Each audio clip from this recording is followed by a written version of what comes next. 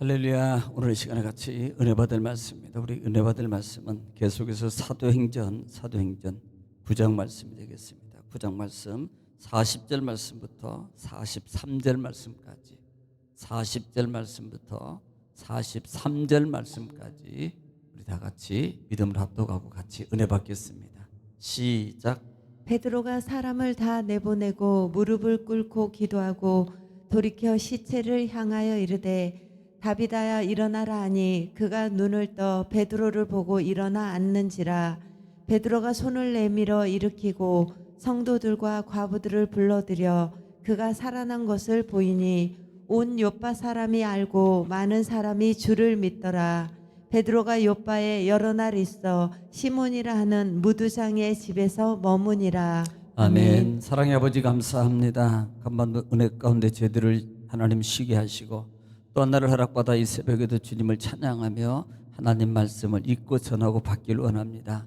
하나님의 말씀은 하나님이시요, 말씀은 은혜요 능력이요 지혜요 또 응답이요 축복이요 치유이니 이 시간도 말씀의 생명의 능력을 우리에게 풍성함으로 베풀어 주시옵소서. 예수님의 이름으로 기도 올려옵나이다. 아멘. 할렐루야. 오늘도 하나님은 여전히 말씀을 통해서 우리에게 말씀하십니다. 그러므로 하나님 말씀을 받을 때 받는 마음의 자세가 중요한데요, 내가 하나님 앞에서 하나님의 음성을 듣는 자세로 여러분 경청하면 신명기 28장 1절로 14절의 말씀의 축복이 그대로 이룰 줄 믿습니다. 또 말씀이 선포될 때마다 우리가 화답해야 될 단어가 있는데 말이 있어요. 그 말은 아멘입니다. 아멘은 하나님께 영광을 돌린다는 의미고요, 또 아멘은 하나님의 말씀이 내 삶의 터전 속에서 그대로 이룰 줄 믿습니다라는 신앙의 고백입니다. 또 아멘은 우리 마음의 기도의 소원이 담겨져 있습니다. 그러므로 하나님 말씀을 받을 때 아멘함으로 또 화답함으로 또 아멘의 응답과 은총과 또 축복을 누리는 여러분 되시기를 다시 한번 주의 이름으로 축복합니다. 자, 우리는 지금 계속해서 사도행전 말씀을 통해서 같이 은혜를 나누고 있습니다. 지금 9장 말씀을 통해서 은혜를 나누고 있는데요, 지금 사도행전 9장은 두 사람이 등장해요. 첫 번째 등장하는 사람은 사울입니다. 두 번째 사람은 베드로라는 말입니다. 지난 시간까지 사울에 대해서 말씀을 드렸어요. 다메섹에 예수 믿는 사람을 잡으러 가다가 예수를 만나게 되고 그가 변화되고 회심하여서 오히려 하나님의 아들이라고, 또 예수는 그리스도라고 복음을 증거하는 자가 되었고, 결국은 피난하고 다시 또 예루살렘으로 피난하고 그 다음에 다시 자기의 고향인 다소로 피난하는 곳으로 말미암아 그리고 난 다음에 그때에 그런 상황이 있을 때에 누가 등장하면 베드로가 등장해요. 이 베드로가 등장하는데 이 베드로의 이 등장하는 이유는 순회 전도 복음을 위해서 순회를 하고 있는 그와 같은 지금 상황이라 이 말씀입니다. 자, 그래서 이 말씀을 통해서 순회를 하는데 첫 번째 지역이 어디냐면 룻다라는 지역이라고 그랬어요. 룻다는 어디냐면 예루살렘에서 요바로 내려가는 중간 지점이라고 그랬어요. 중간 지점이 있는데 그거 누구를 만나요? 애니야라는 사람을 만나게 돼요. 그 예니야는 중풍병으로 약 8년 정도의 고통을 당하고 있었는데 그 중풍병으로 앓는 이 사람을 베드로로 말미암아 하나님의 능력 가운데 깨끗하게 치유받는 놀라운 역사가 나타나게 된다 이 말입니다. 특별히 이 애니야 같은 경우는 그 이름의 뜻을 통해서 뭐라 그랬어요? 하나님을 찬양하는 사람, 더 나아가서는 많은 사람에게 칭찬받는 사람이라고 그랬어요. 그러므로 하나님을 향해서 늘 영적 삶을 살아가는 이와 같은 사람에게 하나님은 베드로를 통해서 그의 질병을 고쳐주는 하나님의 은혜와 은총을 입게 하더라라는 사실입니다. 두 번째 사역지가 어디입니까? 이것이 바로 첫 번째 루타는 첫 번째 순회 지역이었고, 두 번째 순회 지역은 바로 어디예요? 요바라는 것입니다. 요바로 내려가니까 누구를 만나요? 다비다라는 사람을 만나죠. 이름이 도르가라기도 합니다. 그런데 이 사람은 특징이 뭐예요? 여제자라는 단어를 써요. 여제자. 제자라는 단어는 12제자 외의 제자, 특별히 성경에서 제자라고, 신약 이 행전을 통해서 제자라고 말하는 제자들은 두 분류입니다. 예수님께서 선별한 12명의 제자와 더 나아가서는 예수 그리스도의 말씀을 믿고 따르면서 그 말씀을 예수님을 섬기며 따르는 이 무리 통체를 전체를 가리켜서 또한 제자라고 부르기도 한다는 말입니다. 그 중에는 누가 있어요? 오늘과 같이 지금 이 본문에 나온 여제자와 같은 사람이 있더라. 누구? 다비다와 같은 사람이 있더라 이 말이에요. 그런데 다비다의 특징이 뭐예요? 그는 선행을 행하는 사람, 또한 것은 구제에 힘썼더라 그랬어요. 구제에 힘썼더라. 그런데 문제가 발생합니다. 이 다비다가 갑자기 세상을 떠나게 돼요. 그때 베드로를 청하게 되고 이 두 번째 이 순회 지역인 요바에 내려간 이 베드로가 누구를 살려내요? 다비다를 살려내더라 이 말입니다. 그런데 살려내는 이 생명을 다시 살려내는 과정 속에서 누가 등장합니까? 많은 과부들이 등장하더라 그랬어요. 이 과부가 등장하는 이유가 뭐라 그랬습니까? 다비다의 신앙의 평소의 말씀을 따라서 실천하는 삶이었다는 말입니다. 즉 이 다비다는 어려운 사람, 많은 어려운 사람들을 돌보는 그와 같은, 그래서 선행과 구제에 많이 힘쓰더니라고 말하는 거예요.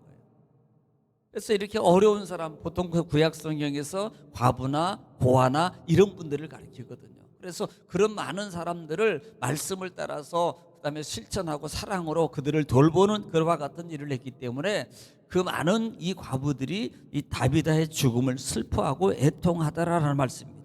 그때 예수님이 바로 그와 같은 상황이 있다라는 말씀이 어제까지 말씀을 드렸어요. 자, 오늘은 40절 말씀입니다. 40절 말씀부터 우리가 또 말씀을 보면서 같이 또 은혜를 나누겠습니다. 베드로가 사람을 다 내보내고 무릎을 꿇고 기도하고 돌이켜 시체를 향하여 이르되 다비다에 일어나라 하니 그가 눈을 떠 베드로를 보고 일어나 앉는지라 라고 말씀해요. 지금 베드로가 사람들을 다 내보냅니다. 자, 지금 치유사 하나님의 능력을 행하기 전에 이 베드로 사도가 행한 이 행동이 있습니다. 했던 것 중에 하나가 세 가지를 해요. 세 가지를 하는데 첫째로 보는 게 뭐예요? 베드로가 사람을 내보내더라. 어떤 사람이에요? 부정적인 사람. 부정적인 사람. 물론 슬픔이에요. 그럴 수 있어요. 신앙이 없기 때문에. 신앙이 없기 때문에. 여러분 이런 모습은 마치 예수님께서 마가복음 5장 38절 부분에서 누구 야이로의 회당장 야이로의 딸을 고칠 때 행했던 그와 같은 그 모습과 똑같습니다. 자, 마가복음 5장 38절 말씀 한번 들어보시기 바랍니다. 시작. 회당장의 집에 함께 가사 떠드는 것과 사람들이 울며 심히 통곡함을 보시고, 자, 심히 떠들고 통곡함. 뭐 초상집이니까 그렇죠. 그러니까 39절에 시작.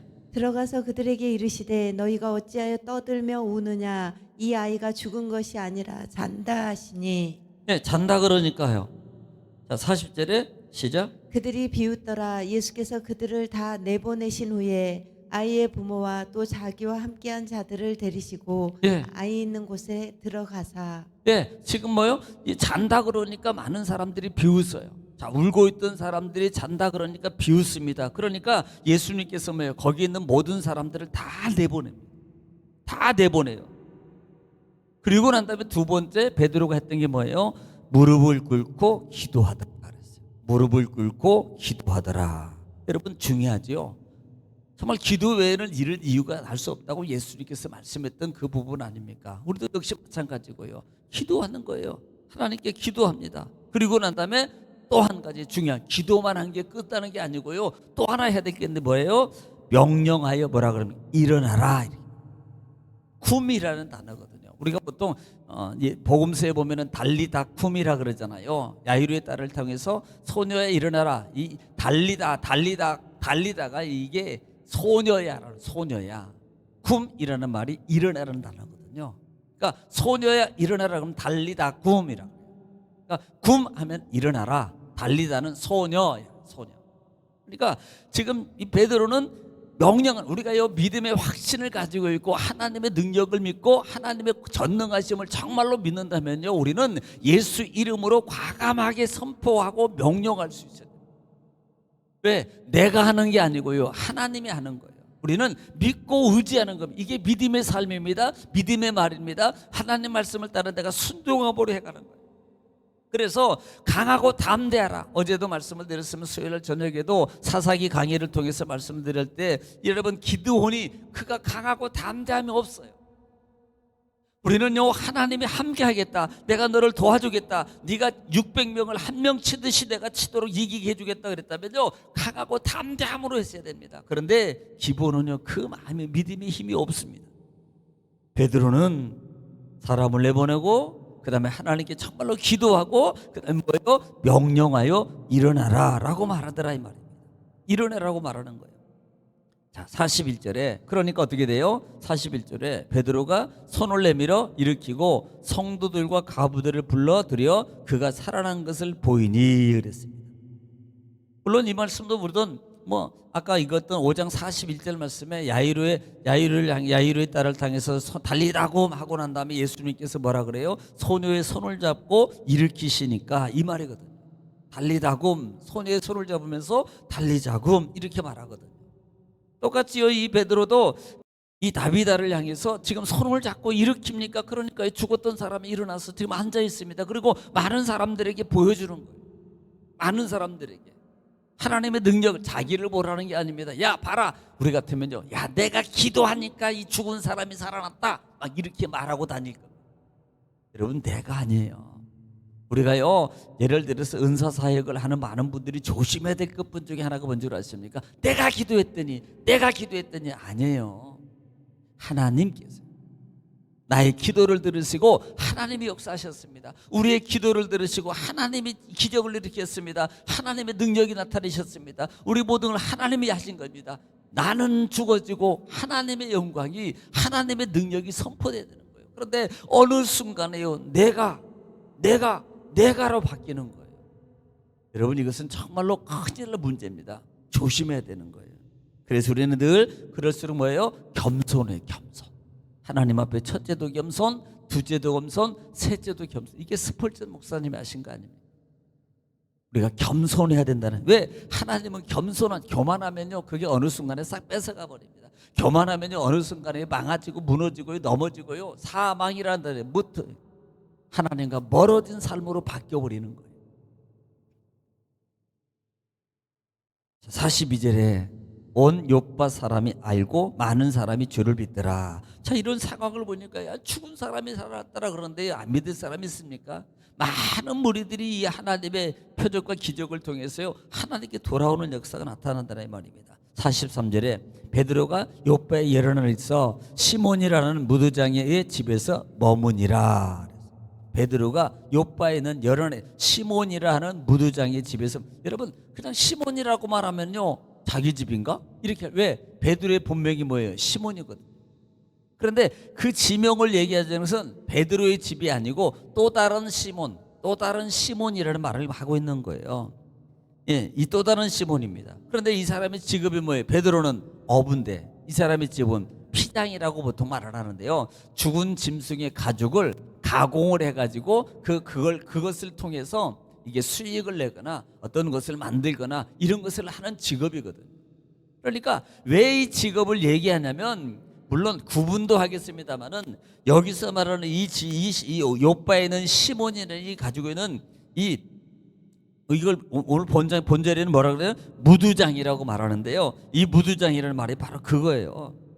그러니까 유대인들 사회에서 이 무두장이의 피장이의 이 직업은 꺼리끼는 직업 중에 하나입니다. 왜냐하면 왜 그런 데서 왜요? 율법주의예요. 레위적 관계입니다. 레위적 관계, 제사적 관계도. 왜? 죽은 짐승의 시체를 만진다는 것은요, 이것은요 안 되는 거예요. 부정되기 때문에.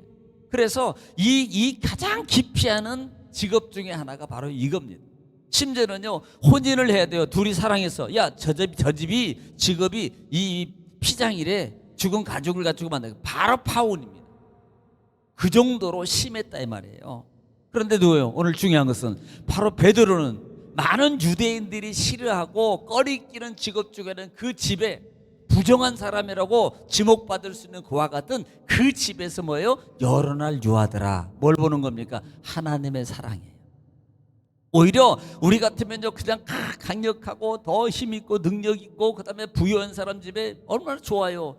그럼 베드로 같은 능력 있고 기적이 있으면 얼마든지 자기가 선별해서 갈 수 있습니다. 그런데 예수님도 더 좋은 걸 하고 싶지만 가장 낮은 타락방을 선택하고 그런 것처럼 바로 마찬가지입니다. 주 예수 그리스도의 사랑의 하나님은 이와 같은 자와 함께 하신다, 이와 같은 자와 동행하신다라는 말씀입니다. 그래서 우리는 이 말씀을 이렇게 기억하시고, 우리가 두 가지입니다. 하나님의 기적은 어떨 때 일어나느냐? 부정적인 것을 내보내라. 또 하나는 무릎 꿇고 기도하라. 그리고 강하고 담대함으로 선포하라. 또 마지막에 시몬을 집을 방문하고 같이 동행한 것처럼 이렇게 약자와 약한 자와 우리는 같이 돌보면서 살아가는 사랑의 실천의 삶으로 살아야 된다라는 말씀을 기억하고요. 오늘도 주 안에서 승리하기 바랍니다.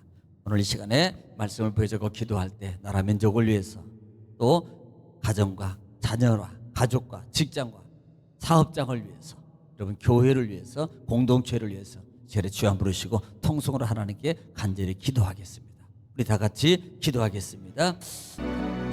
아버지 와라바마 카바라바 나라를 꼴라바 사라와서 스네르 켈레스 스네르 주여